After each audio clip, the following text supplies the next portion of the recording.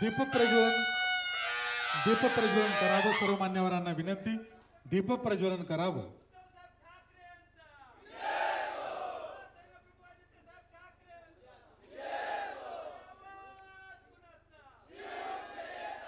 छत्रपती हिंदवी स्वराज्याचे छत्रपती श्री छत्रपती शिवाजी महाराज यांच्या पुतळ्याला या ठिकाणी पुष्पहार अर्पण केला जात आहे.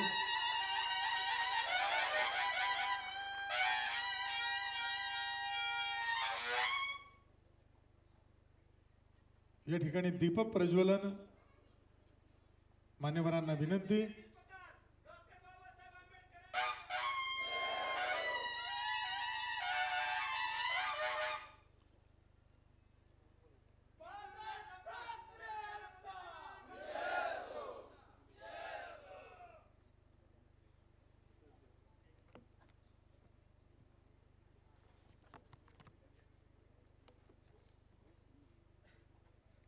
हिंदू हृदय सम्राट शिवसेना प्रमुख आदरणीय बाळासाहेबजी ठाकरे यांच्या या ठिकाणी प्रतिमेस पुष्पहार अर्पण केला जात आहे. त्याप्रमाणे संबंध महाराष्ट्राच्या मासाहेब मीनाताई ठाकरे यांच्याही प्रतिमेला पुष्पहार अर्पण करण्यात येत आहे. त्याचप्रमाणे ठाणे जिल्ह्याचे माजी जिल्हा प्रमुख आनंदजी दिघे साहेब,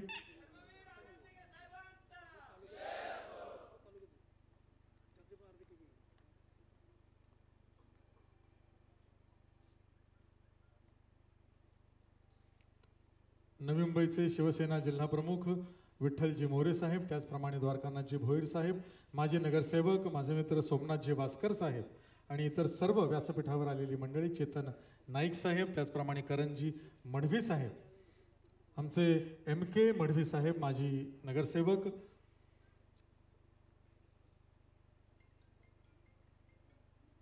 माजी नगरसेवक माजी विरोधी पक्षनेते विजयानंदजी माने साहेब यांचंही या व्यासपीठावरती आगमन झालेलं आहे.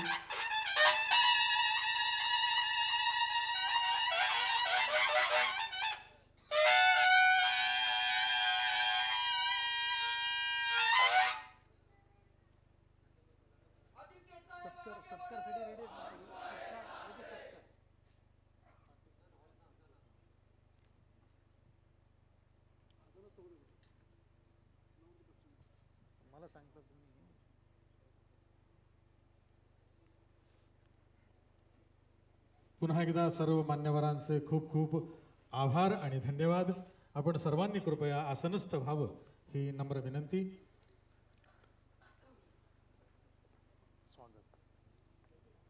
मी या मेळाव्याचे संयोजक आणि शिवसेना सातारा जिल्हा प्रमुख श्री हर्षदजी कदम साहेब, त्याचप्रमाणे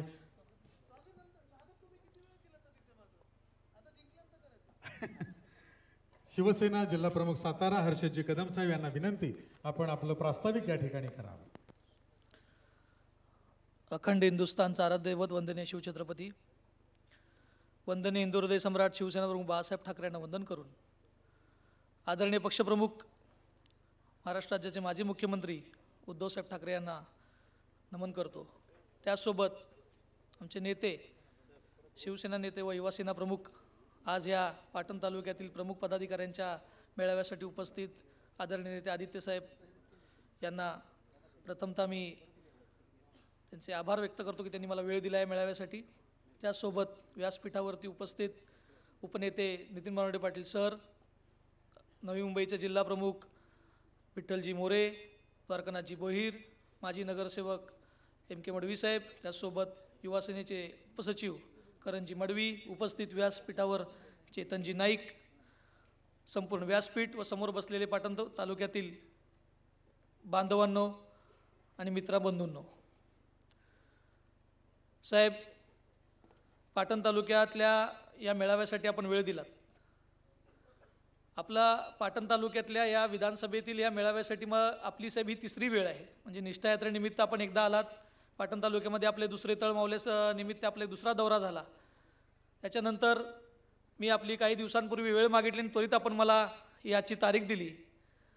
आज पाटण विधानसभा मतदारसंघातील मुंबईस्थित रहिवाशांचा मेळावा घ्यायचं कारण, प्रमुख पदाधिकाऱ्यांचा मेळावा घ्यायचं कारण असं साहेब की गेली 25 वर्ष पाटण विधानसभा मतदारसंघामध्ये रोजीरोटीसाठी मुंबई स्थित राहणारा आमचा पदाधिकारी कामानिमित्त माथाडी कामगार असेल, रंग कामगार असेल, विविध क्षेत्रामध्ये उल्लेखनीय कामगिरी करणारे आमचे पाटण तालुक्यातले वेगवेगळे कर्तबगार लोक असतील, ह्या सगळ्यांनी पाटण तालुक्यामधल्या विधानसभेमध्ये विजयाची नांदी देण्यात किंवा विजयामध्ये खूप मोठा सिंहाचा वाटा उचललेला आहे साहेब 25 वर्षामध्ये. पण ह्या सिंहाचा वाटा उचलणाऱ्या आमच्या ह्या मुंबई स्थित रहिवाशांसाठी 25 वर्षामध्ये काहीही केलं गेलेलं नाही. साहेब, टीका टिप्पणी आपण करतोयच. 25 वर्ष हा एक मोठा कालखंड साहेब तालुक्यातल्या विकासाच्या माध्यमातून असेल किंवा लोकांच्या ह्या नशिबी मारला गेला. 25 वर्षाचा उल्लेख मी साहेब वारंवार असा करतोय की विद्यमान आत्ताचे जे पालकमंत्री आहेत त्यांनी ज्यावेळी पक्षामध्ये प्रवेश केला त्याच्या अगोदरच्या निवडणुकींचा इतिहास साहेब मी मागच्या वेळी सुद्धा सांगितलं की 5-5, 4-4 निवडणुकांमध्ये पराभव भोगलेले आमचे या जिल्ह्याचे सुद्धा आता विद्यमान असणारे पालकमंत्री शिवसेनेमध्ये प्रवेश केला. शिवसेनेचं चिन्ह, उद्धव साहेबांची ताकद ही त्यांच्या मागे उभी राहिली आणि त्यावेळी त्यांनी विजयाचा गुलाल बघितला. ही सगळी किमया होताना जी काही तालुक्यातल्या राजकारणातली समीकरणं आहेत त्या समीकरणांमध्ये आमचा मुंबई स्थित रहिवाशांचा फार मोठा सिंहाचा वाटा आहे साहेब. 50,000च्या आसपास मतदान आमचं साहेब मुंबईमध्ये वेगवेगळ्या ठिकाणी आहे. मग बदलापूर असेल, इकडे बोईसर असेल, इकडे गिरगाव असेल, इकडे मानखुर्द असेल, नवी मुंबईचा कोपरखैरणे, घनसोली, ऐरोली, वाशी हा पट्टा असेल, या प्रचंड मोठ्या प्रमाणामध्ये नवी मुंबईकर साहेब आमचा पाटणवासी राहतोय. वेगवेगळ्या माध्यमातून इथे मोठ्या प्रतिष्ठित पदांवरती काम करतोय, वेगवेगळ्या संस्थांचं नेतृत्व करतोय, आर्थिक संस्था असतील, सामाजिक संस्था असतील, सगळ्यामध्ये अग्रेसर होऊन काम करतोय. पण साहेब हे सगळं करत असताना आज ज्या हेतूनं ते मुंबईमध्ये आले, आज मुंबई ही सगळ्यांना सामावून घेणारी आहे, पोटांची खळगी भरणारी आपली जादुई नगरी आहे, आपल्या सगळ्यांच्या साहेबांच्या, मोठ्या साहेबांच्या आशीर्वादाने भरभराटीला आलेली मुंबई आहे. या मुंबईने सगळ्यांना सामावून घेतले साहेब. पण हे ज्या कष्टासाठी इकडे मुंबईला आले, आज त्याच्या माध्यमातून साहेब तिसरी पिढी आज मुंबईत काम करते. 25 वर्षामध्ये तालुक्याचं नेतृत्व करणारं जे काही आत्ताचं नेतृत्व आहे त्यांनी यांच्यासाठी काय केलं हा साहेब मोठा प्रश्न आहे. साहेब, आपल्याला तालुक्यातली परिस्थिती राजकीय माहितीच असेल, पण साहेब परिस्थिती इतकी हाताच्या बाहेर आता गेलेली आहे. पाटण तालुक्यामध्ये इतका भयंकर प्रकारचा भ्रष्टाचार बरबटलेला आहे साहेब. उदाहरण, प्रत्येक विभागामध्ये प्रशासन कोलमडलेलं आहे साहेब. कोलमडलेलं अशा माध्यमातून साहेब टीका टिप्पणी आपण करतोय. टीका टिप्पणी विरोधक आहेत म्हटल्यानंतर त्यांच्या टीका टिप्पणी होणार, गद्दारी त्यांनी केली आहे, त्याचं शासन त्यांना मिळणार. पण साहेब याच्या पलीकडे जाऊन इतके बेभान झालेले आहेत साहेब. आरोग्य विभाग असेल, पोलीस प्रशासन असेल, महसूल विभाग असेल, याचे साहेब आपल्याला जर दाखले द्यायचे झाले तर साहेब आपण विचार करू शकत नाही इतक्या खालच्या थराला लोक गेलेले आहेत. प्रशासन कोणाला जुमणे नसं झालंय. प्रत्येक गोष्टीवरती आबरू नुकसानीचा दावा ठोकणारे हे विद्यमान मंत्री यांच्याकडनं काय होतं तालुक्यामध्ये साहेब याचं फक्त एकच उदाहरण आपल्याला देतो. परवा आमच्या गेल्या महिन्यातल्या 20 तारखेला साहेब आमच्या तालुक्यातली महिला कुटुंब नियोजनाच्या ऑपरेशनसाठी साहेब आरोग्य विभागाकडे जाते. त्या आरोग्य विभागाकडे गेल्यानंतर त्या आरोग्य विभागाकडनं साहेब चुकीचं ऑपरेशन होतं. ती महिला दीड महिना साहेब मिरजच्या हॉस्पिटलमध्ये जीव जाईपर्यंत ती तिथे ऍडमिट होते. तिथे काहीच उपचार होत नाही म्हणून साहेब तिला उचलून आता इथे होली स्पिरिटला अंधेरीमध्ये साहेब आणून ऍडमिट केलंय. आज त्या महिलेला साहेब जेव्हा वारंवार 2-3 वेळा माझी तिची भेट झाली, काल सुद्धा भेटलो साहेब, जाऊन बघितलं, त्यांना जी मदत लागेल आपलं शिवसैनिक म्हणून जे कार्य आहे त्याच्या बाबतीत त्यांना आश्वस्त केलं. साहेब इतकी वाईट परिस्थिती आहे साहेब. 1.5 महिना झालं ती बाई मरणाच्या दाढेतनं बाहेर आली. आज त्या डॉक्टरवरती कुठली कारवाई नाही साहेब. पोलीस प्रशासनाला सांगितलं गेलं तिथे की तुम्ही कारवाई करा, तुम्ही आम्हाला अहवाल द्या. अहवाल कसला मागताय? एका बाईचं जीव जायचं झालं, त्या मुलांची 6-7 वर्षाची त्या बाईची मुलं आहेत साहेब. पूर्ण इंटेस्टाईन तिचे खराब करून टाकले साहेब, पूर्ण इंटेस्टाईन. हे एक उदाहरण आहे साहेब की पाटण तालुक्यातलं पोलीस प्रशासन, आपलं आरोग्य प्रशासन कशा पद्धतीने काम करते. आणि पालकमंत्र्यांचं काय, इथे मोठ्या मोठ्या गावगवा इथे उठायचं, ह्याच्यावरती टीका कर, उद्धव साहेबांवरती बोल, आदित्य साहेबांवरती बोल, वेगवेगळ्या लोकांवरती बोला. तुमचं बघा तुम्ही तुमच्या तालुक्यामध्ये काय परिस्थिती आहे साहेब. साहेब आत्ताच मी तुम्हाला एक म्हणजे सांगितलं की काय प्रकार इथे चालू आहेत साहेब. त्याच्यातलं म्हणजे आज आमच्या तालुक्यामधले साहेब दरवर्षी पोलीस प्रशासनामध्ये आज डोंगराळ भाग असलेला कष्टकऱ्यांचा भाग असलेला साहेब फिजिकलिटीमध्ये पोरं इतकी स्ट्रॉंग आहेत की आज डोंगरी भागामधली लोक आज आमची वर्षाला जी काही पोलीस भरती होते किंवा 2 वर्षाला होते त्याच्यामध्ये खूप अग्रेसर आहेत साहेब. खूप अग्रेसराने मुलं पोलीस प्रशासनात भरती होत आहेत. खूप अग्रेसराने मुलं आज क्रिकेट खेळत आहेत, वेगवेगळ्या क्षेत्रामध्ये नाव कमवत आहेत साहेब. पण इन्फ्रास्ट्रक्चरच्या नावाखाली आमच्या तालुक्यामध्ये साहेब काही नाही. टीका टिप्पणी आम्ही करतच होतो साहेब. साहेब आज आपण एक सर्वे केला एका सर्वेच्या माध्यमातून पाटण तालुक्यामध्ये साहेब गेल्या वेळी आपण मंत्री असताना आपण पर्यावरणमधनं आमच्या कोयना विभागात वेगवेगळ्या विभागात पर्यावरणमधनं पैसे पर्यटनसाठी पण दिले होते. ते पैसे रिटर्न गेले. साहेब आज आपण एक पोटेन्शियल म्हणून आपण काय करणार लोकांसाठी, ज्यावेळी आम्ही तुमच्याकडे नेतृत्व म्हणून बघतो आणि तुमच्या नेतृत्वाखाली काम करायचं म्हणतो त्यावेळी आम्ही टीकाटिप्पणी करतोच, तो राजकीय भाग आला. पण आम्ही लोकांसाठी काय करू शकतो हे ज्यावेळी बघतो साहेब. आम्ही एका एजन्सीकडनं सर्वे केला. त्या एजन्सीने सांगितलं की साहेब 5,000 कुटुंबांना नुसतं पर्यटनमधनं आम्ही रोजगार पाटण तालुक्यामध्ये साहेब देऊ शकतो. आज या मंत्र्याने 1 रुपयाचा रोजगार दिला असेल तर सांगू दे साहेब, आमच्या तारळे भागातली, कोयना भागातली, ढेवेवाडी भागातली असतील, प्रत्येक विभागातली, मोरणा विभागातली साहेब, डोंगराळ विभागातली सगळीकडची लोक आहेत. एकाला सुद्धा साहेब रोजगार द्यायचं काम झालेलं नाही. जे होतं ते सगळं पर्यटन बंद पाडलंय. जे काही पर्यटन व्हायचं ते फक्त त्या मुनावळे आणि दरेमध्ये होतंय. इकडे आमच्या तालुक्याला 1 रुपयाची एक दमडी मिळालेली नाही साहेब. साहेब प्रास्ताविक वजा आपल्याला फार एवढंच सांगणार आहे की साहेब परिस्थिती खूप वेगळ्या विचित्र परिस्थितीतनं आमचा राजकारणात तालुका चालू आहे. साहेब 25 वर्ष तालुक्यातनं आमच्या अनुभवलेले आहेत साहेब. 25 वर्ष आमच्या तालुक्यातला शिवसैनिक या संधीची वाट बघतोय साहेब. आपण फक्त साहेब आदेश द्यायचे. आम्ही 2 वर्ष खूप सोसले, अजून सुद्धा सोसतोय साहेब आम्ही. आणि आम्ही त्यांच्याशी संघर्ष करतो आणि संघर्ष शेवटपर्यंत करायची आमची तयारी आहे. पण साहेब या 25 वर्षातल्या संघर्षामध्ये साहेब आत्ता आम्हाला संधी सापडली आहे. ज्या वेळी शिवसैनिकांना आवाज उठवण्याचा तालुक्यामध्ये प्रयत्न केला त्या शिवसैनिकाला दाबलं गेलं साहेब. असं नाही. आमच्या तालुक्यातले असंख्य पदाधिकारी साहेब मुंबईत शिवसैनिक म्हणून काम करतायत. उपशाखा प्रमुख आहेत, नवी मुंबईमध्ये विभाग प्रमुख आहेत, वेगवेगळे उपशहर प्रमुख आहेत, वेगवेगळ्या विभागांमध्ये मुंबईमध्ये शाखा प्रमुख म्हणून काम करतायत साहेब. ज्यांनी शिवसेना स्ट्रॉंग झाल्यानंतर बाळासाहेबांनी जसा जुना नारा दिला होता की गावाकडे चला आणि शिवसेना स्ट्रॉंग करा, संघटनेचं काम करायला गेला की त्याच्या गावचा निधी थांबवला जातो. त्या पदाधिकाऱ्यांची कुचंबना केली जाते. जिल्हा परिषद सदस्य साहेब निवडून आलेले असतात त्यांना दम दिला जातो. इकडे यायचं नाही, मुंबईत थांबायचं, जास्त लक्ष गावाकडे घालायचं नाही साहेब. या पद्धतीचं खालच्या थराचं राजकारण करतो. पण साहेब आता आम्हाला संधी सापडली आहे आणि या सगळ्यांचा वचपा साहेब 2024ला आमचा शिवसैनिक काढणार. आणि ती काढण्यासाठी साहेब मी उघड मनाने बोलणार आहे. आज संख्या कमी आहे साहेब, मी त्याच्याबद्दल प्रथमतः दिलगिरी व्यक्त करतो. पण साहेब आपण ह्या 2024ला साहेब आम्हाला संधी, तो वचपा काढण्याची, ती जिद्द, ती चिकाटी साहेब आमच्यात आहे. न भेटणारा शिवसैनिक हा हर्षद कदम आहे. या माध्यमातून, ह्या लोकांच्या माध्यमातून साहेब मी सांगतो, बऱ्याच प्रकारची आमिषा, बऱ्याच प्रकारची दबाव आणण्याचा प्रयत्न केला. आम्ही कुठल्याही दबावाला भीक घालत नाही. आपण द्याल त्या माणसाला संधी, पण ती संधी फक्त आणि फक्त मशाल आणि शिवसेनेला मिळावी एवढीच या माध्यमातून विनंती करतो. आपण दिल तो आदेश आजपर्यंत पाळलाय, इथनं पुढच्या काळात सुद्धा पाळला जाईल. त्याच्या बाबतीत कुठलीही शंका आम्ही तर धरणार नाही आमच्या मनामध्ये, एवढंच सांगतो. आणि साहेब आपल्याला उशीर होतो त्यामुळे लगेच आपली रजा घेतो. जय हिंद, जय महाराष्ट्र.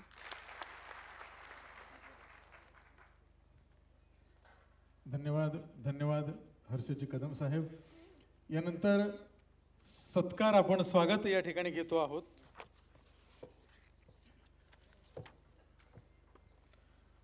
शिवसेना नेते आणि युवा सेनेचे प्रमुख आदित्यजी ठाकरे साहेब यांचं स्वागत. शिवसेना जिल्हा प्रमुख, सातारा जिल्हा प्रमुख हर्षदजी कदम, पाटण शिवसेना तालुका प्रमुख सचिन भाऊ आचरे यांनी आदित्यजींचं या ठिकाणी स्वागत करायचं. जोरदार टाळ्या या ठिकाणी झाल्या पाहिजे.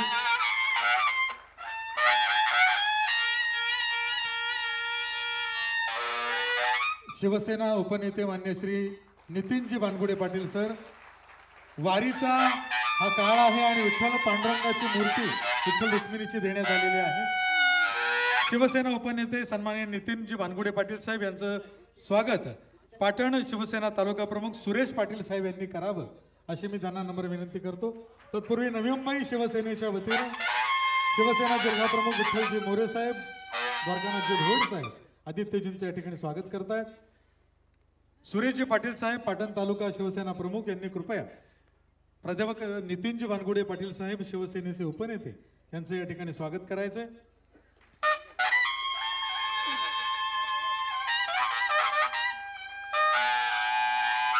श्री भरत पवार साहेब, पाटण उपतालुका प्रमुख भरतजी पवार साहेब यांनी मान्य श्री द्वारकानाथजी भोईर साहेब शिवसेना जिल्हा प्रमुख नवी मुंबई यांचं या ठिकाणी स्वागत करायचंय.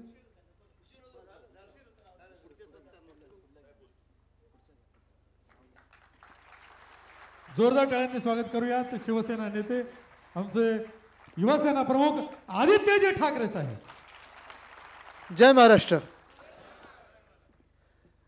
पहिलं मी आज बोलणार आहे, मग पुढच्या कार्यक्रमाला निघणार आहे आणि नंतर माझ्या नंतर आत्ताच जाहीर करतो, कारण बानगुडे सर बोलत होते की ते आभार मानतील. मला आभार नाही, आमच्या शिवसैनिकांना तुमच्याकडून खूप प्रोत्साहन मिळतं, मार्गदर्शन मिळतं आणि दौऱ्यात पण जेव्हा असतो तेव्हा मी आवर्जून त्यांचं भाषण ऐकत असतो. पण आज जरा उलटं करतोय आपण.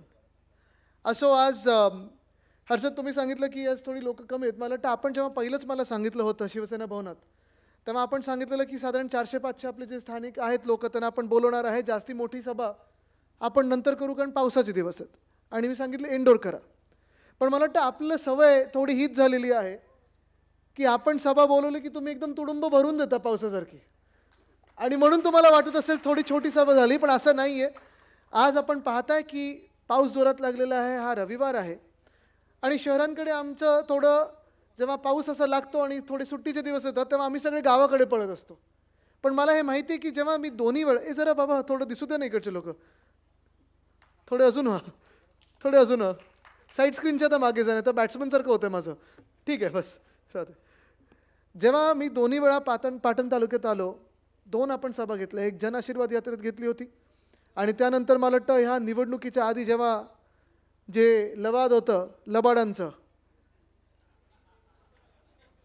नार्वेकर साहेबांनी जो निकाल दिला होता शिवसेनेच्या विरुद्ध त्याच दिवशी दिला होता आणि तो जो निकाल त्यांनी दिला होता त्याच्यात आपल्या पक्षाचं नाव घेतलं होतं, चिन्ह घेतलं होतं, सगळा निकाल आपल्या विरोधात दिला होता.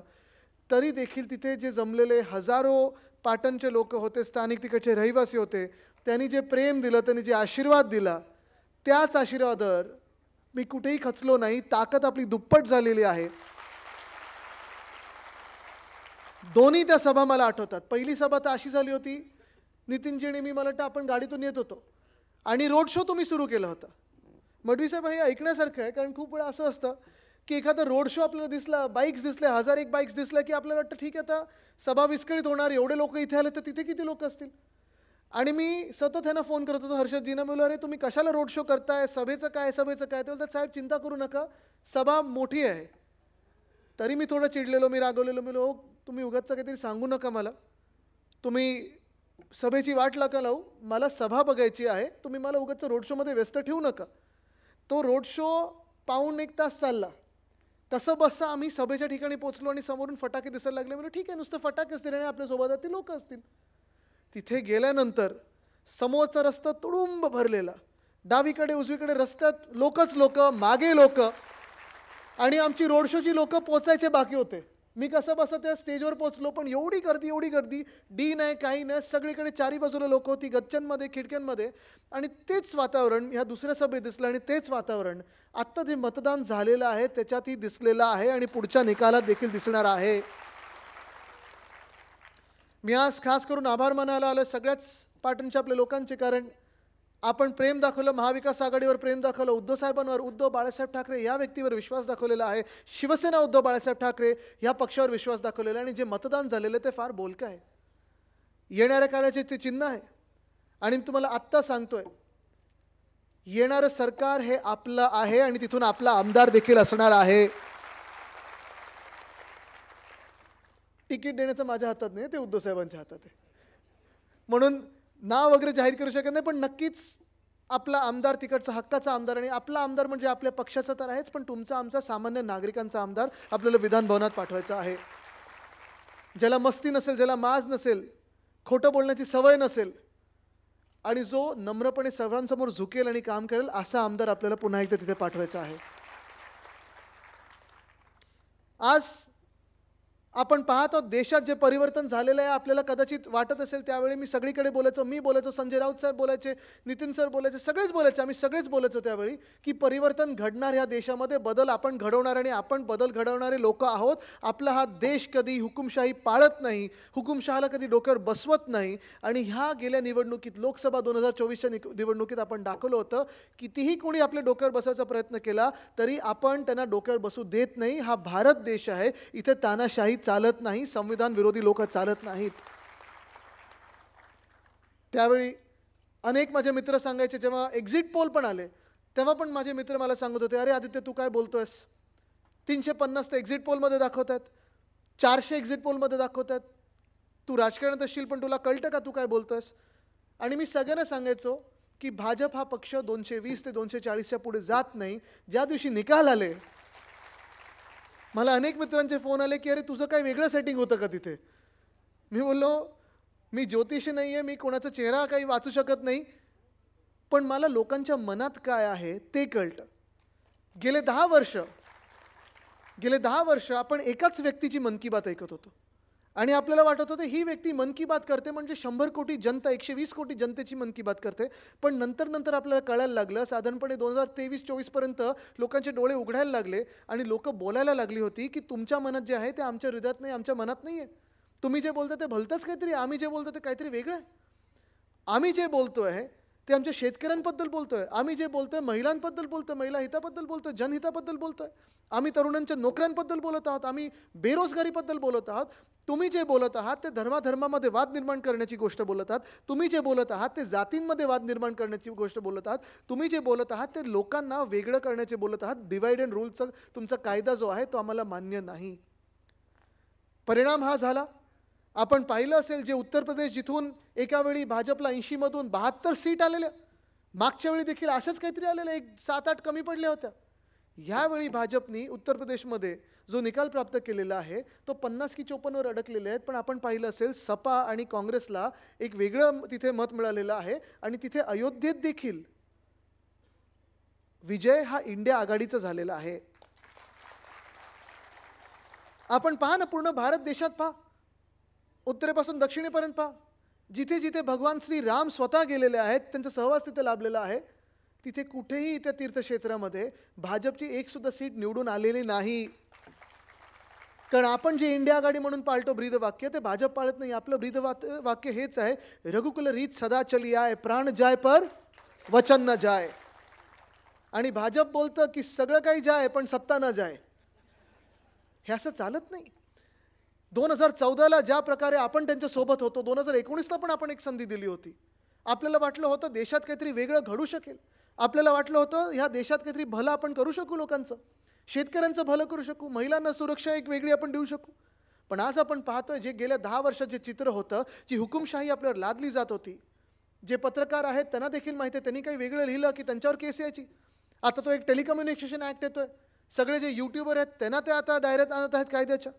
हे सगळं जे काही चाललं होतं की आम्ही जे करू तोच कायदा आणि तुम्ही आमच्या विरोधात बोलायचं नाही, हे लोकांनी मोडून दाखवलेलं आहे. आणि आज आपण पाहत आहोत 303 वरनं ज्या भाजपला या देशाने पहिलं 2014मध्ये 282 दिले, नंतर 303 दिले, त्याच भाजपला आज 240 वर आणलेलं आहे. म्हणजे ह्या देशामध्ये कोणाची मस्ती चालत नाही, ना हुकुमशाही चालत आहे.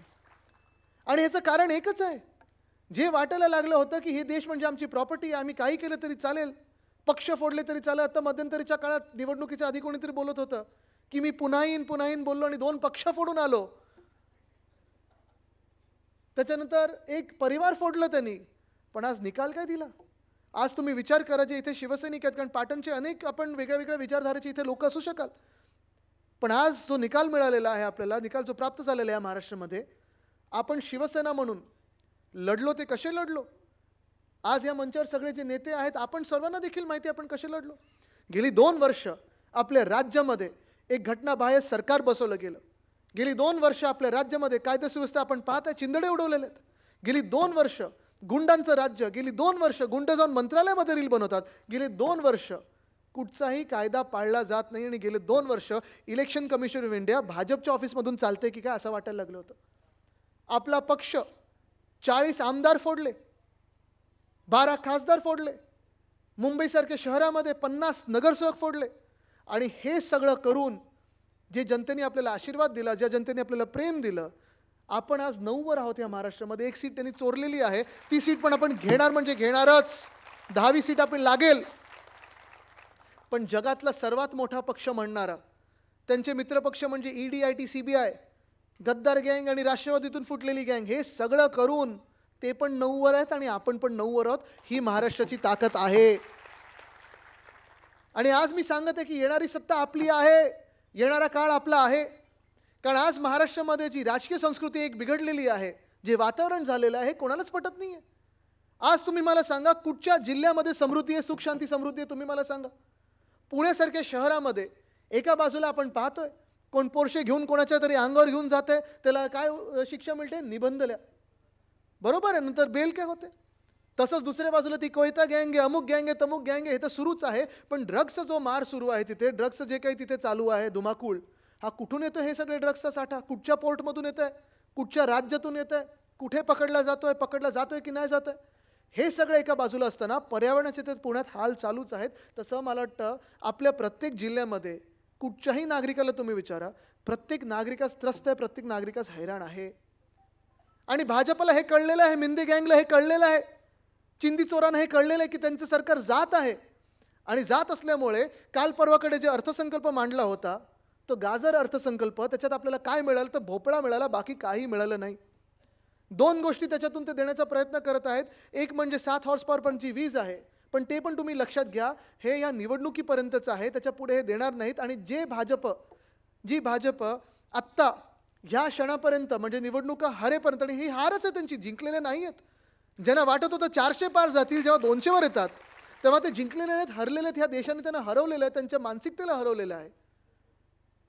त्या शेतकऱ्यांना आज ते सवलती द्यायला निघालेले आहेत, आज काही काही गोष्टी द्यायला निघालेले आहेत. जेव्हा त्यांचं बहुमताचं सरकार होतं, ह्याच शेतकऱ्यांना ते अर्बन नक्सल बोललेत, ह्याच शेतकऱ्यांना ते माओवादी बोललेले आहेत, ह्याच शेतकऱ्यांना ते अतिरेकी बोललेले आहेत, ह्याच शेतकऱ्यांना ते खालिस्तानी बोललेले आहेत. आणि ह्याच शेतकऱ्यांवर हल्ला केलेला आहे, तो लाठीचार्जचा केलेला आहे, अश्रुधुराचा केला आहे. मग तो दिल्लीत असो आणि महाराष्ट्रात जेव्हा 2017-18 तो मोर्चा निघाला होता शेतकऱ्यांचा, मुंबईकडे येत असताना नवी मुंबईत येऊन मी त्यांचं स्वागत केलं होतं. ह्याच भाजपाने त्यांना माओवादी आणि अर्बन नक्सल बोलून झालेलं आहे. हरायला आले म्हणून सवलती देतात, हरायला आले म्हणून आता समोर लोटांगण घालत आहेत. पण ज्या मिनिटाला जर हे चुकून पुन्हा एकदा डोक्यावर बसले, या सवलती सगळ्या काढून घेतील आणि जो अत्याचार ह्या महाराष्ट्रावर करत होते, तो अत्याचार भाजप पुन्हा करायला लागेल, हे लक्षात घ्या. हा धोका फार मोठा आहे. आज आपण पाहतोय एका हुकुमशाहीच्या एका मानसिकतेला आपण तोडलेलं आहे, आपण कमी केलेलं आहे, पण हा धोका टळलेला नाही. महिलांबद्दल पण आज तुम्ही पहा, ते लाडली बहीण, त्याच्यावरनं तर आता सगळी चिरफाट चालू आहे, पत्रकार लिहित आहेत, त्याच्यावर विश्लेषण होत आहे. पण तुम्ही त्या लाडली बहीण किती योजना जी आहे त्याचा जर अभ्यास केला, जेवढ्या अटीशर्ती, म्हणजे हे बिनशर्त नव्हतंच काही, अटीशर्ती जेवढी टाकल्या होत्या, काही अटी त्याच्यात टाकल्या होत्या, त्या तुम्ही जर वाचल्यात, पाहिल्यात, तर कमीत कमी महिला त्याच्यात त्यांना काही पैसे मिळतील.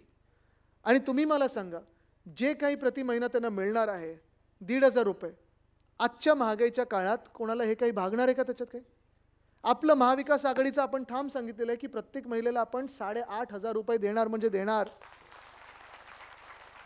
ह्यांचा प्रयत्न हा म्हणजे 2 वर्ष तुम्ही अशी काढली, एक मंत्री ह्या घटनाबाह्य सरकारमध्ये असे ज्यांनी सुप्रियाताईंना, आज त्यांचा वाढदिवस आहे सुप्रियाताई सुळेंचा, त्यांना अशा घाणेरड्याशिवाय प्रेस समोर दिलेले आहेत, त्यांना मांडी लावून बसतात, त्यांना काढण्याची हिंमत करत नाही. उद्धव साहेबांचं सरकार असतं तर अशा व्यक्तीचं आपण हकालपट्टी केली असती. पण आज आपण लाडकी लेक की लाडकी बहीण ही योजना आणलेली आहे, पण सुप्रियाताईंना ज्यांनी शिवीगाळ केली त्यांना तुम्ही काढलेलं नाही. दुसरे ह्याच गद्दार सरकारमध्ये मंत्री आहेत ज्यांच्यावर महिलेवर अत्याचार करण्याचे अतिशय घाणेरडे आरोप आहेत. त्यांची हकालपट्टी आपण केलेली, उद्धव साहेबांनी त्यांना गेट आउट सांगितलेलं, पण ह्या गद्दारांनी सरकार बनवल्यानंतर त्यांना पुन्हा एकदा कॅबिनेटचं मंत्रिपद दिलेलं आहे. महिला सुरक्षेचा जो प्रश्न आहे, आज कुठच्या शहरामध्ये, कुठच्या गावांमध्ये महिला सुरक्षित आहेत, काय खरोखर परिस्थिती आहे, ही ओळखून घ्या. आणि मग निवडणूक आली की अशी काहीतरी योजना जाहीर करायची आणि स्वतःकडे करून घेण्याचा प्रयत्न जो आहे तो एकदम फाऊल आहे. आणि आज आपण पाहाल की महाराष्ट्र ह्या लोकांना कुठेही पुन्हा मतदान करणार नाही. येणारं सरकार आपलं आहे, मी परत एकदा ठासून सांगत आहे. पण आज आपल्याला फार मतदान जे आहे, जे येणारं मतदान आहे ते विचार करून करायचं. एक तर पहिलं तर यादीवर काम करा, तुमची नावं खरोखर तुमच्या गावांच्या यादींमध्ये आहेत की नाही बघा. कारण आज आपण पाहतोय हे सगळे खेळ सुरू होतील, यादी बदलण्याचे खेळ सुरू होतील, मतदार यादीतून तुमचं नाव काढण्याचं सुरू होईल. कारण तुम्ही जिथून लीड घेतलेला आहे, शिवसेना उद्धव बाळासाहेब ठाकरे म्हणून आपण ज्या पक्षाने महाविकास आघाडीला लीड दिलेला आहे, त्या मतदारसंघात हे मस्ती करण्याचा 100% प्रयत्न करतील. कार्यकर्त्यांना उचकवायचा प्रयत्न करतील, तडीपार करण्याचा प्रयत्न करतील, मतदार यादीतून नाव काढण्याचा प्रयत्न करतील. हे सगळं जरी केलं तरी मी तुम्हाला सांगतो, आज भाजपला पुन्हा ह्या महाराष्ट्रामध्ये जिंकणं शक्य नाही. कारण आज ह्या महाराष्ट्राने ओळखलेलं आहे, जे आपण पहिल्यापासून सांगत आहे, आणि हे घटनाबाह्य मुख्यमंत्री सांगतात की खोटं नॅरेटिव्ह. चेहरा तुमचा खोटा असेल, पण आमचं नॅरेटिव्ह खोटं नव्हतं. आम्ही जे सत्य आहे ते बोलत असतो. संविधानाला तुम्हाला बदलायचं होतं आणि ते आम्ही रोखलेलं आहे, ह्याचा आम्हाला अभिमान आहे. भाजपाला हे संविधान ह्या गोष्टीमुळे आवडत नाही, कारण हे संविधान डॉक्टर बाबासाहेब आंबेडकरांनी लिहिलेलं आहे, म्हणून भाजपाला हे संविधान मान्य नाही आहे. भाजपला हे संविधान ह्यासाठी मान्य नाही आहे कारण भारतातल्या प्रत्येक नागरिकाचा आवाज त्या संविधानमध्ये, म्हणून भाजपला हे संविधान मान्य नाही आहे. आज आपल्या देशामधून प्रत्येक आवाज या संसदेत जाऊ शकतो. आज आपल्या देशामधून कोणीही उठून निवडणूक लढू शकतो आणि विधानसभेत जाऊ शकतो. आरेला कार्य करू शकतो. चुकीच्या ज्या गोष्टी सरकारकडून होतात त्याला प्रश्न विचारू शकतो. न्याय हक्कांसाठी लढू शकतो. आणि ह्याचसाठी संविधानाचा द्वेष भाजप करत आहे. हे मला भाजपचे मंत्री देखील, एक माजी मंत्री बोलून झालं होतं. मागच्याच वर्षी मला भेटले होते मुंबईत. त्यांनी मला सांगितलं की आदित्य, भाजपला संविधान बदलायचं आहे, ते बदलू देऊ नका.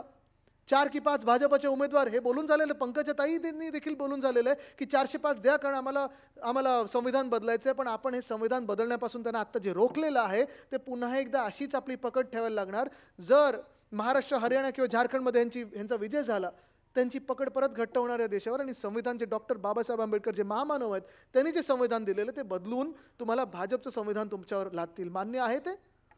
आहे मान्य? नाही आहे. आपल्याला हा लढा चालू ठेवायला लागेल. आणि मग जेव्हा कोणीतरी बोलतं त्यांच्यातून की हे संविधान बदलायचं खोटं नॅरेटिव्ह आहे, मी त्यांना सांगतो सर्वात मोठं उदाहरण आपला महाराष्ट्र आहे, जिथे त्यांनी संविधान बदलायचा प्रयत्न केला. 75 वर्षाच्या इतिहासामध्ये तुम्ही मला सांगा कधी असं झालेलं आहे की 40 गद्दारांना फोडलं, खोके धोके सगळं देऊन सगळं फोडल्यानंतर राजीनामा दिल्याशिवाय त्यांनी सरकार बदललं आणि स्वतः सरकारमध्ये बसले. आधी कधी असं इतिहासात झाले का? लोकशाहीत असं होऊ शकतं का? आपले संविधान असं होऊ शकतं का? नाही होऊ शकत. पण संविधान न बदलता देखील त्यांनी एवढा मोठा धोका संविधानाला दिलेला आहे. सरकार बनवलं, घटनाबाह्य सरकार बनवलेलं आहे. आणि हे सगळं झाल्यानंतर आपण पाहत आहोत 2 पक्ष फोडले, एक परिवार फोडला. जे काही चाललं ते रेटून चाललेलं आहे. आज पण मुंबई असेल, नवी मुंबई असेल, ठाणे असेल, पुणे असेल, कोल्हापूर असेल, सोलापूर असेल, नवी मुंबई, सगळीकडेच महापालिका 2 वर्ष कुठेही दिसत नाही आहेत. 4 वर्ष तुमच्याकडे झालेली आहेत. लोकप्रतिनिधी, स्थानिक नगरसेवक नाही आहेत. संविधान बदलायचा जो पहिला प्रयोग त्यांनी केला तो महाराष्ट्रात केला आणि आपण त्यांना इथेच रोखून धरलेलं आहे. हे येणारा काळ बोलणार आहे की आज 24 मध्ये केंद्रातून तर आपण त्यांना खालती खेचलेलंच आहे, पण महाराष्ट्रातून जसं त्यांनी उद्योग पळवले तसं आपण ह्या मिंदे सरकारला महाराष्ट्रातून बाहेर पुन्हा एकदा पळवायचा आहे. हा निर्धार तुम्ही केला पाहिजे. मग त्यांना पाठवायचं गोव्यात, पाठवायचं गुवाहाटीला, पाठवायचं सुरतला, पाठवायचं ते ठरवा. मी तर म्हणतो ज्यांनी हा महाराष्ट्र द्रोह केलेला आहे, ज्यांनी महाराष्ट्र द्वेषापोटी इथून माझ्या तरुणींचे उद्योग आणि रोजगार गुजरातला पाठवलेले आहेत, हा जो धोका आपल्या महाराष्ट्राला दिला आहे, कुठेही नाही, तुम्हाला जेलमध्ये बसवल्याशिवाय राहणार नाही. हा निर्धार आपल्याला करायचा आहे. पण आज महाराष्ट्र खचत चाललेलं आहे. आपण पाहतोय कायदा सुव्यवस्थेची जी परिस्थिती आहे तिथे आपल्या डोळ्यासमोर आहे. उद्योगाची परिस्थिती मी नेहमी तुम्हाला सांगत असतो. वेदांता फॉक्सकॉन असेल, बल ड्रग पार्क असेल, एअरबस टाटा असेल, अनेक असे उद्योग आपल्या तरुणींचे, जे तुम्ही सांगत होता हर्षदजी की आपले सगळे तरुणी इथे येतात मुंबई, नवी मुंबई, बोईसर वगैरे परिसरात नोकऱ्यांसाठी. आज आपण पाहतोय कितीतरी लोक आज आरक्षणासाठी मागणी करत आहेत, अनेक लोक आज आंदोलनं करत आहेत. पण माझा पुढचा सवाल हाच आहे की जरी सगळं काही मिळालं तरी आपल्या राज्यामध्ये नोकऱ्या आहेत का? विचार करा तुम्ही. भाजपला जे आपल्या देशामध्ये आणायचं, आपल्या राज्यामध्ये आणायचं ते फिक्स्ड टर्म एम्प्लॉयमेंट म्हणजे कॉन्ट्रॅक्ट लेबर आणायचं. ज्यांच्या परमनंट नोकऱ्या आहेत त्यांना पण कॉन्ट्रॅक्टवर आणायचं. मग हे सगळं होत असताना सगळं काही लढून म्हणजे 2दा हे सगळे आंदोलनं करतील, लढतील आणि डिवाइड अँड रूलमध्ये कदाचित भाजप जिंकेल. पण आज आपण आपल्यामध्ये लढून झाल्यानंतर आपल्या हातात नोकऱ्या भाजपात देणार आहे का की भोपळा देणार आहे, हा आपल्याला विचार करायचा. आज परिस्थिती काय आहे? तुम्ही पोलिसांचा आत्ता उल्लेख केला. पोलीस भरतीमध्ये आपल्या तालुक्यातून खूप लोक असतात. आत्ताकडे जी पोलीस भरती जाहीर झालेली आहे, खरं GR मला वाटतं 2 वर्षापूर्वी होता, ती मुलं तर बाद झालीच त्याच्यात, त्यांचं वयोगट गेलंच, बरोबर ना. पण आज जी सगळी जी घोळ चाललेला आहे तिकडची अनेक मुलं बोलत आहेत, वेगळ्या जिल्ह्यातली लोक बोलत आहेत की तुम्ही भर पावसाळ्यात का पोलीस भरती घेताय? ठीक आहे, तो विषय कसा सोडवायचा, सगळ्यांना एकत्र बसवा, जो विषय सुटत असेल तो सोडवा. पण एक साधा आकडा तुम्हाला देतो, 17,500 एवढी पदं आहेत भरतीसाठी, पोलीस भरतीसाठी. ॲप्लिकेशन किती आलेत माहिती आहे का? 17.5 लाख.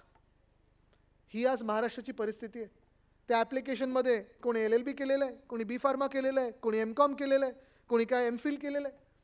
हे सगळे लोक आज जॉब शोधत कुठेही जॉब मिळालं तरी चालेल, फिजिकल द्यायची असेल तरी चालेल, रिटर्न असेल तरी चालेल. पण आज जी परिस्थिती या 2 वर्षामध्ये भाजपने केलेली आहे, मिंदे सरकारने केलेली आहे, ती आपल्याला सरकार आणून बदलायलाच लागेल. तो विश्वास आपल्याला कमवायलाच लागेल. आपलं जेव्हा महाविकास आघाडीचं सरकार होतं, मला आठवतं कोविडचा काळ होता. कोविडच्या काळात तर जे काही डॉक्टर सांगायचे ते आपण नीट करत होतो. जगात कौतुक झालं, देशात कौतुक झालं. इथे प्रत्येक जीव जो वाचला आहे तो आपल्या सरकारच्या कामगिरीमुळे आहे असं सांगणार नाही मी, पण तरी देखील लोकांकडून सहकार्य झालं आणि ते आपण करून दाखवलं. पण आपल्या काळात कोविड असताना देखील, अर्थचक्र बंद पडलं असताना देखील आपण 2-3 गोष्टी ज्या केल्या त्या प्रामुख्याने सांगण्यासारख्या आहेत. एक म्हणजे आपलं सरकार बनल्या उद्धव साहेबांनी जे वचन दिलं होतं कर्जमुक्तीचं, ते महाराष्ट्रात ज्या शेतकऱ्यांची 2 लाखापर्यंत जी कर्ज होती ती आपण पुढच्या 3 महिन्यात सरकार बनल्या कर्जमुक्त करून दाखवली. ही आपली शिवसेना आहे. ज्या वेळी शेतकऱ्यांवर कुठचीही आपत्ती आली असेल, मग कधी अवकाळी पावसाची असेल, कधी गारपीटची असेल, कधी काही दुष्काळाची असेल, आपण ती मदत त्या शेतकऱ्यांच्या खात्यापर्यंत पोहोचवली. आत्ताचं सरकार कसं 2 रुपये 5 रुपये पोहोचवतं असं नाही, जे योग्य आहे ते शेतकऱ्यांना दिलं, जेवढं काही देऊ शकलो तेवढं दिलं. तसंच आपण पाहिलं असेल उद्योग क्षेत्रात आपली जी कामगिरी आहे, आपल्या 2 ते 2.5 वर्षामध्ये 6.5 लाख कोटीची गुंतवणूक आपल्या राज्यामध्ये आणली. आणि जर आपलं सरकार असतं तर वेदांता फॉक्सकॉन देखील महाराष्ट्रातच आणलं असतं आपण. एअरबस टाटा असेल, बल ड्रग पार्क असेल, हे देखील आपल्या महाराष्ट्रातच आणलं असतं. ही आपली कामगिरी होती. पण भाजप आल्यानंतर काय झाले, बल ड्रग पार्क म्हणजे औषधं बनवायचं पार्क हे गुजरातला, आणि गुजरातमधून नुसतं ड्रग्ज इथे आणले, म्हणजे ड्रग इथे आणि बल ड्रग तिथे, अशी परिस्थिती सगळी ती केलेली आहे. राख रांगोळी बोलायचं तर रांगोळी तिथे आणि राख इथे, अशी ही परिस्थिती आपली केलेली आहे. आज मी तुम्हाला इथून पुढे निघायच्या आधी एक विचारत आहे, तुम्हाला ही परिस्थिती बदलायची आहे की नाही? तुम्ही बदलायला तयार आहात की नाही? बदलायला सक्षम आहात की नाही? निर्धार करायचा का की येणारी निवडणूक जिंकून आपल्याला महाराष्ट्र बदलायचा, नवा महाराष्ट्र घडवायचा, हा निर्धार करायचा का? तयार आहात का? लढायला तयार आहात का? जिंकायला तयार आहात का? आपल्या महाराष्ट्रासाठी लढायला तयार आहात का? कारण ही लढाई फार महत्त्वाची ठरणार आहे. ही लढाई आपल्या देशाच्या इतिहासात मोठी ठरणार आहे. आपण जर ही लढाई जिंकलो तर आपलं देशहित आणि महाराष्ट्र हित म्हणजेच जनहित हे आपण टिकवलं असेल, आणि आपलं संविधान आणि आपली लोकशाही ह्याची लढाई आपण पूर्ण केली आणि जिंकवलं आणि संविधानाचं रक्षण केलं, हे आपण कमवलं असेल. तर मला वाटतं आजपासून ही सुरुवात करायची आपल्याला. हर्षदजी, नितीन सर, आपण जेव्हा मला तिथे पाटणला बोलवाल तेव्हा येण्याची तयारी आहे. लवकरात लवकर तिथे सभा घ्या आणि जिंकण्याच्या तयारीला लागा. धन्यवाद. जय हिंद, जय महाराष्ट्र, वंदे मातरम. धन्यवाद. धन्यवाद आदित्यजी. नक्कीच पुन्हा एकदा इतिहास घडेल आणि आपलं कुणी उठून या खुर्च्यांवरून कृपया बसून घ्यायचं. एक छोटासा सत्कार आहे जो आदित्यजींच्या हस्ते करायचा मानस आहे. निष्ठावंत शिवसैनिक श्री रामचंद्र निवृत्ती देसाई हे कोपरखैरण्यात राहत आहेत. यांनी 4.5 महिन्यामध्ये पायी चालत नर्मदा परिक्रमा केलेली आहे. यांचा सत्कार या ठिकाणी आदित्यजींनी करावा अशी आम्ही त्यांना नम्र विनंती करतो. आणि निश्चितच जो इतिहास घडणार आहे तो पाटणपासून त्याची सुरुवात होणार आहे आणि पाटण तालुक्यातून एक जबरदस्त असा निकाल या विजयाचा लागणार आहे.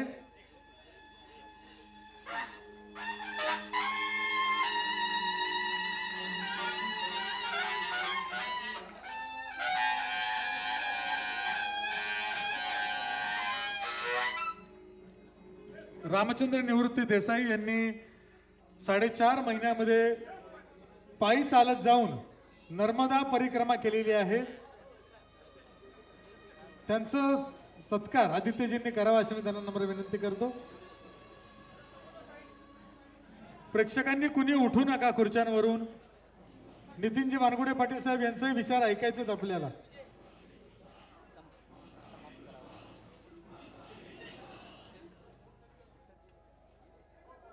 कुणीही उठू नका.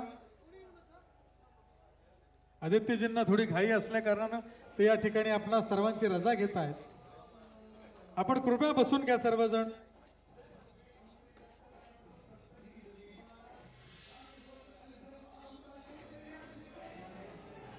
केवळ पाटण तालुक्यातील रहिवाशांचा मेळा असल्यामुळे आणि थोडं पावसाळ्याचं वातावरण असल्यामुळे थोडीशी पण अपेक्षा इतकी उद्धवजींनी आदित्यजींनी जसं सांगितलं की जी अपेक्षा होती त्या अपेक्षेपेक्षाही जास्त लोक या ठिकाणी आलेले आहेत. हर्षदजी, तुमच्या या संयोजनाचं आदित्यजींनी कौतुक केलेलं आहे. याच्यातच तुमचं यश सामावलेलं आहे असं मला वाटतं. आणि बुलंद तोफ, विचारांचा एक धगधगता अंगार म्हणून त्यांच्याकडे पाहिलं जातं ते आपणा सर्वांचे शिवसेना उपनेते नितीनजी वानगुडे पाटील सरांना मी विनंती करतो आपण या ठिकाणी यावं. जोरदार टाळ्यांच्या गजरात स्वागत करूयात प्राध्यापक नितीनजी वानगुडे पाटील सर.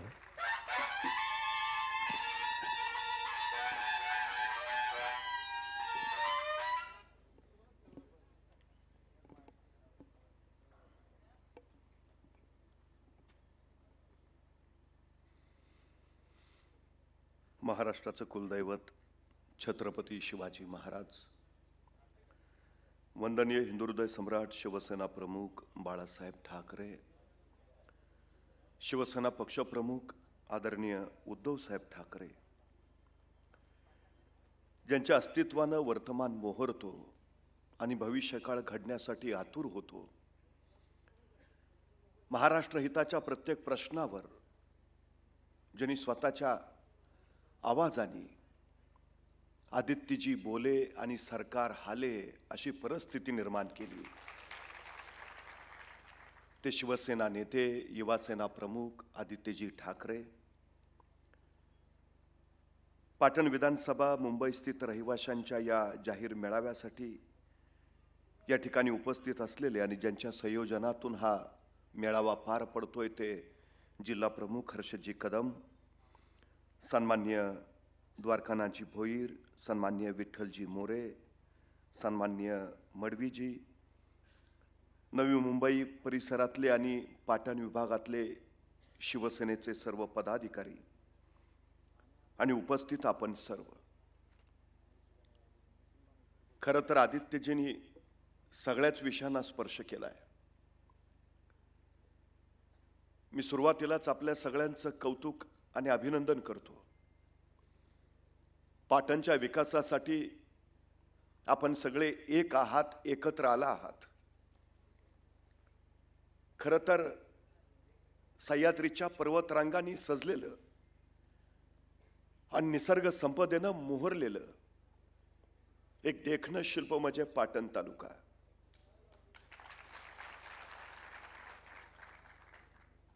समर्थांनी स्थापन केलेल्या 11 मारुतींपैकी 3 मारुती हे पाटण तालुक्यात आहेत. समर्थांनी स्वतः स्थापन केलेलं श्रीरामाचं मंदिर चाफळलं आहे. दिवशीधारेश्वर हे प्रसिद्ध असं महादेवाचं मंदिर इथं आहे. बहुलेश्वराचं मंदिर आहे, कालभैरवाचं मंदिर आहे, नाईकबाचं मंदिर आहे. मंदिरांचा तालुका म्हणूनही पाटणची ओळख आहे. छत्रपती शिवाजी महाराजांच्या पराक्रमाचा वारसा सांगणारा घेरा दातेगड सुद्धा याच तालुक्यात आहे.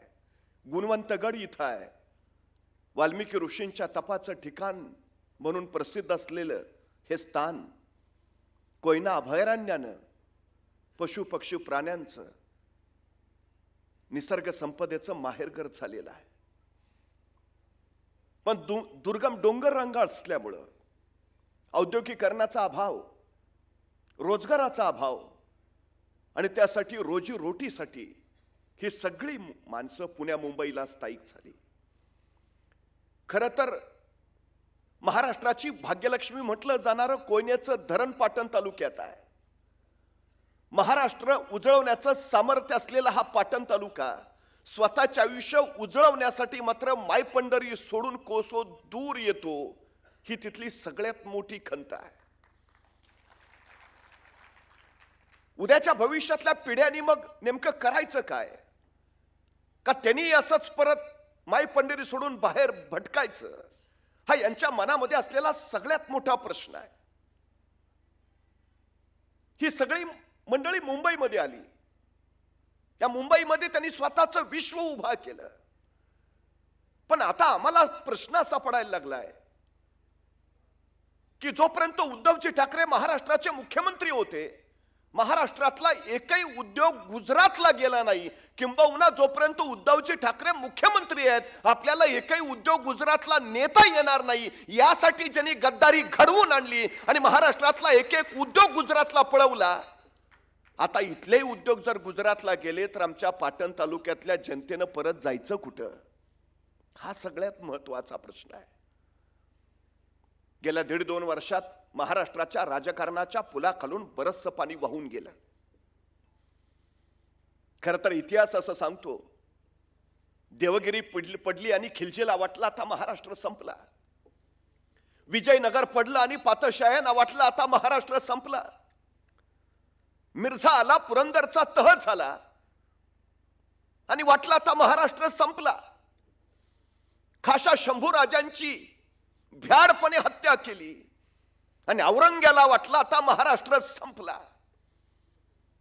25 वर्ष महाराष्ट्राला राजा नव्हता, पण तरीही महाराष्ट्र लढत राहिला महाराष्ट्राचा इतिहास कालही संपण्याचा नव्हता आणि महाराष्ट्राचा इतिहास आजही संपण्याचा नाही.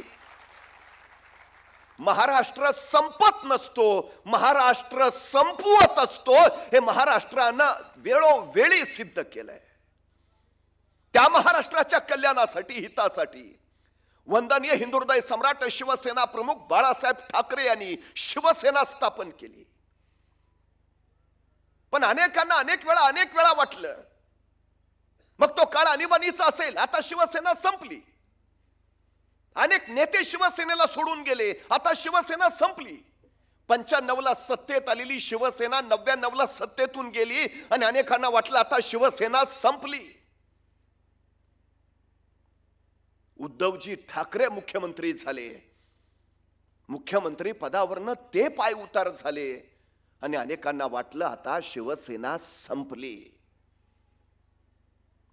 खरं तर माध्यमांना दिलेल्या एका मुलाखतीमध्ये आदित्यजी ठाकरेंना एक प्रश्न विचारण्यात आला होता की शिवसेना पूर्वीसारखी आता आक्रमक राहिली नाही. त्यावेळी आदित्यजी ठाकरे यांनी फार मार्मिक उत्तर दिलं होतं.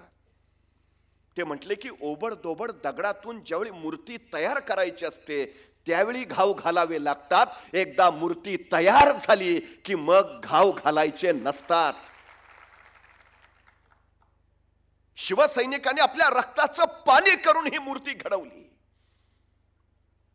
त्याला विचारांचं कोंदण दिलं, विकासाचे अलंकार चढवले आणि खऱ्या अर्थानं उद्धवजी ठाकरे मुख्यमंत्री असताना महाराष्ट्राचा विकास रथ विजय रथासारखा दौडू लागला. पण त्याच वेळी या मूर्तीवर घाव घातला, शिवसेना फोडली गेली, 40 गद्दार झाले आणि अनेकांना वाटलं आता शिवसेना संपली. पण नुकतीच लोकसभा निवडणूक झाली आणि अनेकांना कळून चुकलं शिवसेना संपत नाही, शिवसेना संपवते.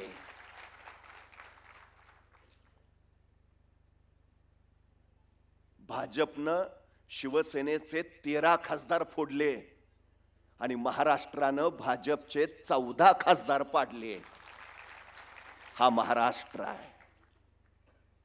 त्या महाराष्ट्र हितासाठी आम्हाला उभा राहायचं आहे, त्या महाराष्ट्राच्या कल्याणासाठी आम्हाला उभा राहायचं आहे. आदरणीय उद्धवजी ठाकरे साहेब, आदित्यजी ठाकरे साहेब त्यासाठी लढतायत. ही लढाई त्यासाठी आहे. लचके तोड चालली आहे महाराष्ट्राची.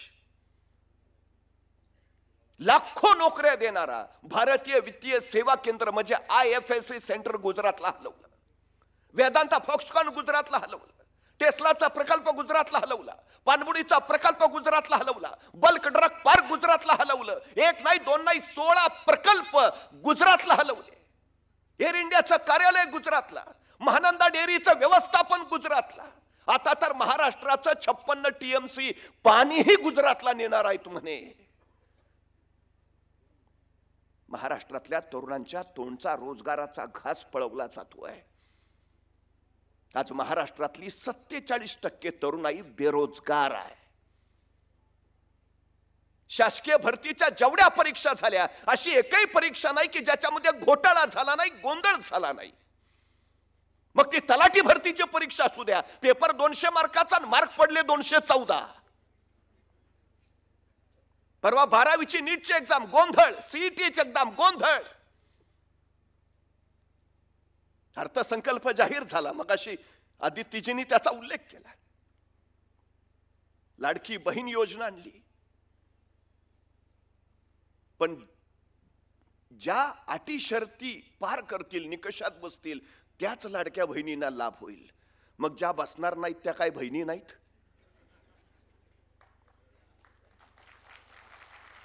त्यांचं काय? पहिली मध्ये प्रवेश घेणाऱ्या मुलींची संख्या होती 1,03,00,000. त्यापैकी 12वीत किती पोहोचल्या? फक्त 20 लाख. म्हणजे पहिली ते 12वी या शिक्षण प्रवाहामध्ये, शिक्षण प्रवाहातून बाहेर किती मुली पडल्या? 83 लाख. तुम्ही मुलींच्या शिक्षणाची व्यवस्था करा ना. महाराष्ट्रामध्ये बिअरच्या विक्रीत घट झाली, ती विक्री कशी वाढवावी यासाठी अभ्यास समिती नेमली या सरकारनं. पण पहिली ते 12वीच्या शिक्षण प्रवाहामधनं 83 लाख मुली बाहेर पडल्या, त्या प्रवाहात कशा येतील यावर मात्र एकही अभ्यास समिती नेमल्याची नोंद नाही. कुठल्या दिशेला चाललो आम्ही?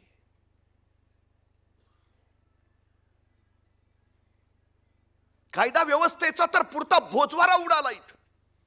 रोज गोळीबाराच्या घटना तुम्हाला महाराष्ट्रात ऐकू येतील. गेल्या आठवड्यामध्ये बारामतीत घटना घडली, परवा परळीमध्ये घटना घडली.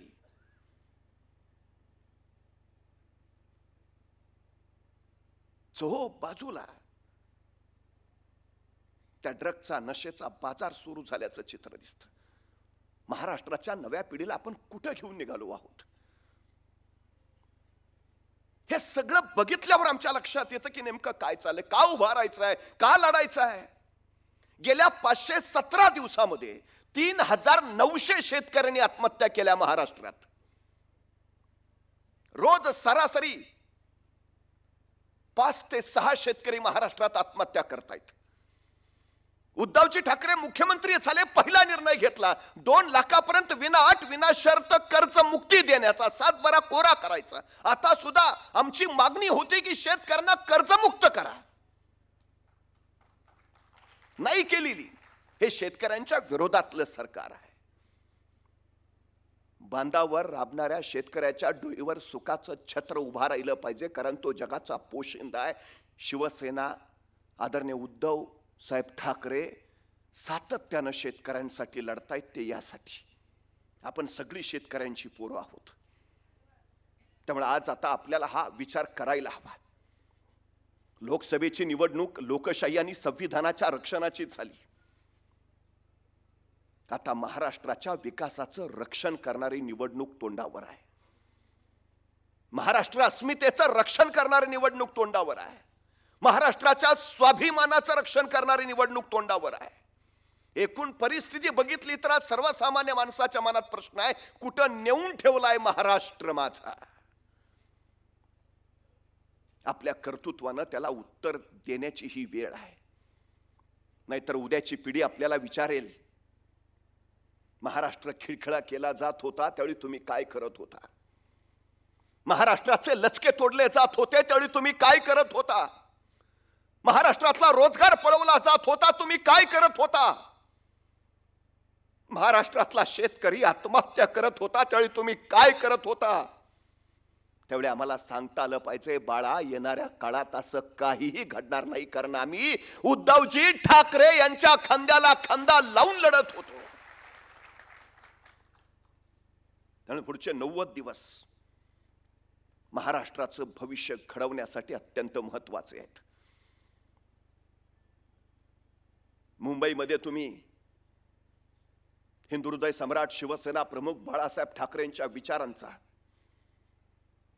भगवा खांद्यावर घेतला आहात. तोच भगवा आता पाटण विधानसभेमध्ये फडकायला हवा.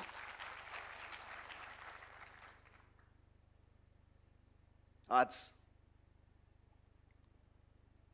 ती भूमिका घेऊनच आपण इथून बाहेर पडूया. आपल्या सगळ्यांना त्यासाठी मी मनपूर्वक शुभेच्छा देतो. हर्षजी कदम, त्यांचे सर्व सहकारी यांना मनपूर्वक शुभेच्छा देतो. आणि आदरणीय उद्धव साहेब ठाकरे, आदित्यजी ठाकरे यांचं स्वप्न पूर्ण करूया आणि महाराष्ट्रावर निखळ शिवप्रभूंचा भगवा फडकूया, अशी खात्री व्यक्त करून आपली रजा घेतो. धन्यवाद.